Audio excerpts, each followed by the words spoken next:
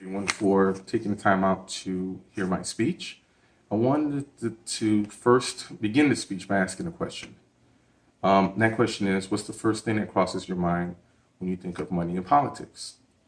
If you're anything like me, the first things that come to mind are commercials from special interest groups or politicians who are trying to get their idea across or trying to bombard the airways with constant commercials in order for them to, again, get their point across.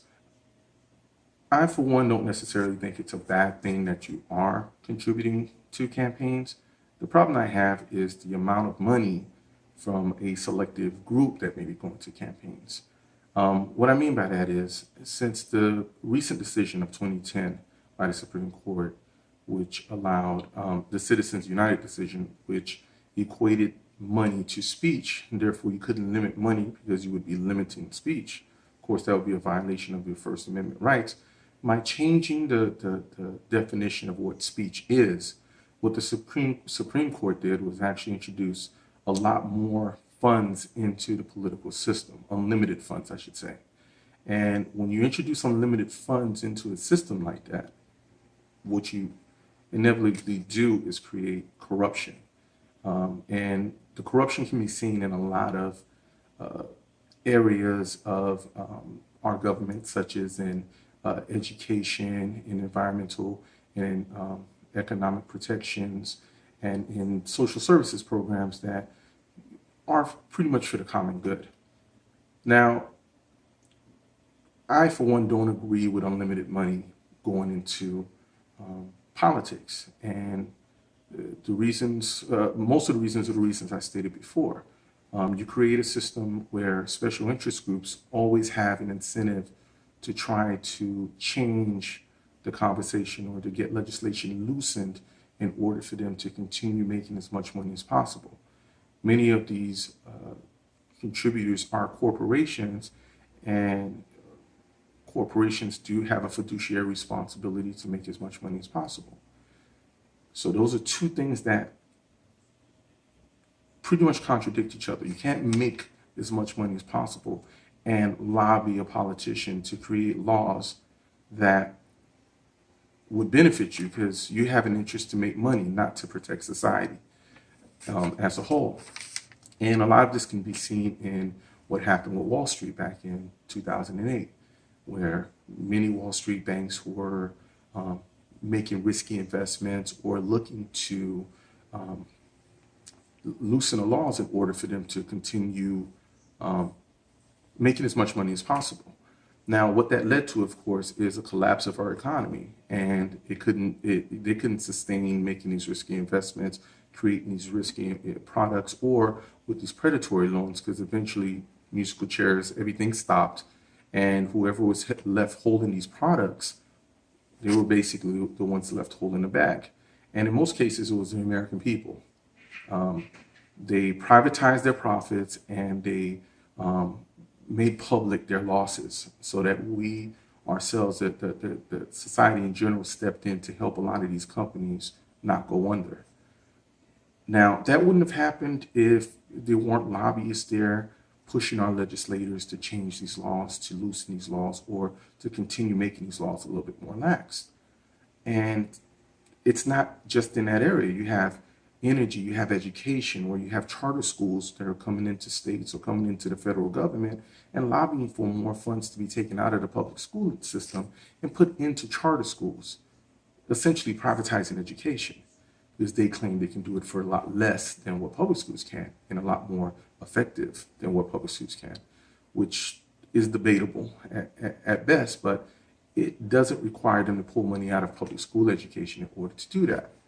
The other area would be energy or consumer or financial protections, where just recently with Wells Fargo, who was taking their customers' information in order to take out more loans or open up accounts in order to make their books and numbers look as good as possible. Their employees were. We had the Consumer Protection Financial Agency step in and actually create, fine them for what they did and try to protect the consumers on the other end of their abuses. Recently, with banks lobbying and with the current administration putting in place a person that's sympathetic to these financial industries, a lot of those rules are now being rolled back. So one could easily believe that in a few years, if this continues, that consumers in general wouldn't have any financial protections in case anything like that should happen again. The area where government also is responsible to its citizens is in environmental protections. And what is happening today is you have a lot of energy companies who are lobbying their legislators to loosen regulations that would allow them to skirt the laws with regards to running pipelines across state lines or running pipelines on the water, or just exploring for energy, for instance, where you have a lot of these energy companies that are forcing high pressure liquids underground in order to extract these energy resources. But by doing so, they're polluting the water supply, or they're causing small level earthquakes and environmental disasters. All of these things are related primarily to campaign contributions. Super PACs, are these political action committees, get a lot of their funding from these special interest groups. Most of this money is what's referred to as dark money, so no one is entirely sure who's providing the money. And they're creating commercials that are creating an environment that outside in society where it's us against them. And what that has created is more of a polarization in our society, where you have people on the right, people on the left, and these are extreme rights and extreme lefts arguing on the same issue. They may agree completely on the same issue, but they can't hear each other's voices and can't cut through most of the false information or misleading information that's out there. So what I propose is limiting, going back to the system that we had with McCain-Feingold, where you limited campaign contributions. By limiting campaign contributions to smaller and smaller amounts, what you inevitably do is you create a system to where small donations, many people can donate to a campaign instead of just one large party. So you're responsible to hear many voices and find a consensus within those many voices, as opposed to listening to a giant institution like a Chase or a Goldman Sachs or Bloomberg, for instance. You're able to look, and politicians are able to hear, and they're more responsive to their constituents, as opposed to being held accountable to the people contributing to their campaigns. Because most of these corporations have a fiduciary responsibility to create as much profit as possible. And if they're investing in a campaign, you can't help but wonder if they're expecting a return on investment. They're not doing this purely out of altruistic goals. They actually need laws and legislation passed in order for them to make as much money as possible.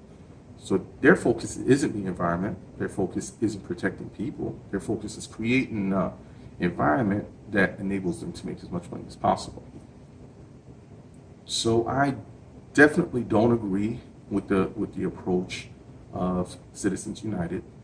And in conclusion, I propose that we limit the amount of contributions going to politicians and limit the amount of contributions going to our political system. Thank you for taking the time out to listen to my speech today. Have a good evening.